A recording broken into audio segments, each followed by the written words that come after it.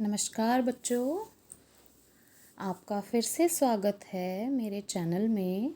मैं केंद्रीय विद्यालय सिक लाइन्स मेरठ से प्राथमिक शिक्षिका श्वेता गौतम आप लोगों को जब मुझको सांप ने काटा पाठ पढ़ा रही थी पिछले वीडियोस में, और हमने उसके बारे में ये भी पढ़ लिया था कि किस तरीके से गलतफहमी में नाना नानी ने उस बच्चे का झाड़ फूंक से इलाज कराया जिस बच्चे को बर्र ने काटा था, और उन्होंने सोचा कि सांप ने काटा है।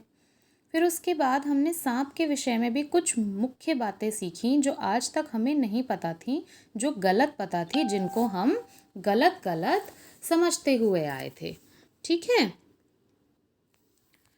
तो आज हम इसी पाठ के कुछ प्रश्नों को एक तरीके से हम प्रश्नों के उत्तर देंगे या हम विचार विमर्श करेंगे।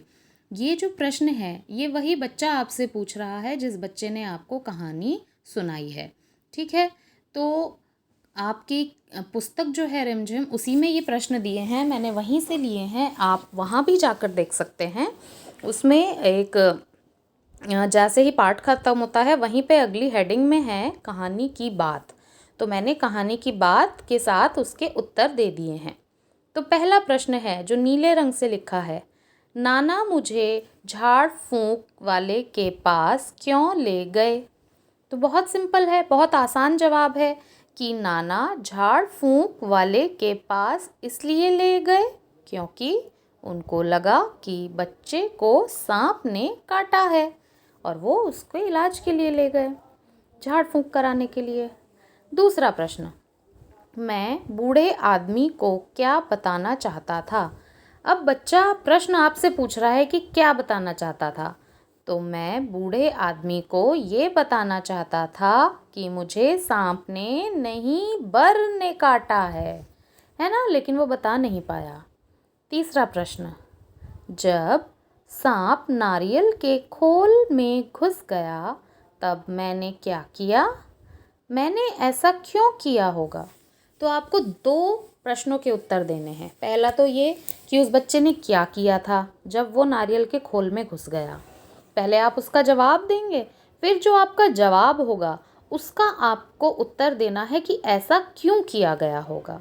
तो हमारा जवाब तो वही है कि जब वो नारियल के खोल में घुस गया तो क्या किया, तब नारियल का खोल पत्थर से बंद कर दिया ताकि सांप बाहर ना आ सके। तो देखो, हमने बहुत ही छोटी लाइन में, छोटी पंक्ति में हमने इसका उत्तर दे दिया कि नारियल का खोल पत्थर से बंद कर दिया था, और ऐसा क्यों किया होगा इसका उत्तर भी दे दिया कि ताकि सांप बाहर ना आ सके। चौथा प्रश्न, क्या बूढ़े आदमी ने सच में मेरा इलाज कर दिया था, तुम ऐसा क्यों सोचते हो। पहले प्रश्न का उत्तर देते हैं। तो क्या सच में इलाज कर दिया था, नहीं, ऐसे तो सच में इलाज तो हुआ ही नहीं था क्योंकि सांप ने तो उसको काटा ही नहीं था। अब हम ऐसा क्यों सोचते हैं वो हम बताएंगे। तो उत्तर पढ़ते हैं। नहीं, बूढ़े आदमी ने सच में इलाज नहीं किया था। ये हमारे पहली लाइन का, पहली पंक्ति का उत्तर हो गया। और ऐसा किस लिए सोचते हैं उसका उत्तर अब पढ़ते हैं। मैं ऐसा इसलिए सोचती हूँ, मैं जवाब दे रही हूँ ना, मैं लड़की हूँ तो मैं सोचती हूँ लिख रही हूँ, जो लड़के होंगे वो सोचता हूँ लिखेंगे। ठीक है, क्योंकि उसको पता भी नहीं चला कि आखिर काटा किसने है। देखो, अगर उस बूढ़े आदमी को सच में जानकारी होती कि किस तरीके से इलाज करना है, कैसे क्या करना है, तो उनको ये भी तो पता लग जाता ना कि अरे किसने काटा है। जैसे हमें पेट में दर्द होता है या हमें बुखार होता है तो हम डॉक्टर के पास जाते हैं, तो वो जांच करके हमें बता देते हैं कि भाई या तो पेट में इन्फेक्शन की वजह से बुखार हुआ है या वायरल इन्फेक्शन की वजह से बुखार हुआ है। वो क्यों बता पाते हैं, इसलिए क्योंकि उनको जानकारी है, उन्होंने पढ़ाई करी है इसके बारे में। लेकिन वो जो बूढ़े अंकल थे या जो बूढ़े आदमी थे वो इसलिए नहीं बता पाए क्योंकि उनको पता ही नहीं था कि किसने काटा है, और उन्होंने ऐसे ही इलाज कर दिया। ठीक है, तो उनको नहीं पता था, उन्होंने सच में कोई इलाज नहीं किया था। अब आपकी पुस्तक में इन्हीं के नीचे एक छोटी सी एक्सरसाइज है, अभ्यास के लिए है, जिस पे लिखा है उई माँ। यानी कि जैसे हमें कोई नोच लेता है, या हमारा किसी चीज़ पे हाथ फंस जाता है, या हमारा किसी गर्म बर्तन पे हाथ लग जाता है, तो हम एकदम से ऐसे बोलते हैं ना, ओ माय गॉड या उई माँ। तो यही है, इसमें पढ़ते हैं अब क्या है। कहानी में लड़के को बर्र काट लेती है, बर्र का डंक होता है। कुछ और कीड़ों या जंतुओं का नाम लिखो जो डंक मारते हैं। यानी अब हमें कुछ ऐसे कीड़े मकोड़े या जानवरों के नाम लिखने हैं जो डंक मारते हैं। ठीक है, डंक यानी कि उनकी जीभ की जगह एक पतली सी धागे नुमा लेकिन बहुत ही तीखी जैसे सुई होती है, मगर सुई तो अगर हम मोड़ने की कोशिश करेंगे तो मुड़ती नहीं है, लेकिन अगर हम इनका डंक मोड़ने की कोशिश करेंगे तो मुड़ जाएगा। लेकिन ये डंक को सुई की तरह हमारी बॉडी में घुसा देते हैं, जैसे डॉक्टर इंजेक्शन घुसा देते हैं ना, ऐसे ही वो घुसा देते हैं और हमें बहुत चुभन होती है।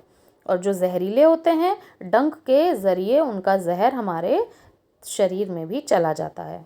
तो सबसे पहला तो हम डंक वाले जानवर का नाम लिख देते हैं सांप, है ना, पाठ में हमने पढ़ा सांप। फिर उसके बाद अगले डंक वाले जानवर का नाम है ततैया, जो पीले रंग का होता है। ठीक है, इधर उधर उड़ता रहता है और बहुत खतरनाक होता है। खतरनाक किस लिए होता है? क्योंकि जहाँ ये काट लेता है वहाँ बहुत खुजली होती है, बहुत खुजली होती है, बहुत खुजली होती है। कोई कोई तो जिसकी स्किन बहुत ज़्यादा, जिसकी त्वचा बहुत ज़्यादा नाजुक होती है, लाल लाल हो जाता है, बहुत सूजन आ जाती है, पूरा किसी किसी का शरीर भी सूज जाता है। इसलिए ततैया खतरनाक होता है। फिर अगला है बिच्छू। बिच्छू होता है काला काला सा, और उसके पैर होते हैं और थोड़ा छोटा होता है, और वो भी बहुत ख़तरनाक होता है। और आखिरी है हमारा जो घरों में आजकल रोज़ पाया जा रहा है, मच्छर। मच्छर हमें डंक मार देता है। मच्छरों को काटने से काफ़ी बीमारियां फैलती हैं। हमें मच्छरों से खुद को बचा के रखना होता है। आसपास गंदगी या पानी जमा ना होने दें, जिससे कि मच्छर पैदा ना हो। ठीक है बच्चों, तो आज हमने ये जब मुझको सांप ने काटा पाठ ख़त्म होते ही जो कुछ अभ्यास कार्य हैं वो हमने किए, और मैं आशा करती हूँ कि आप लोगों को ये समझ में आए होंगे। तो ठीक है बच्चों, अगर आपको कुछ इसमें समझ में नहीं आया है तो आप मुझे ये नीचे कमेंट करके बता सकते हैं। धन्यवाद बच्चों।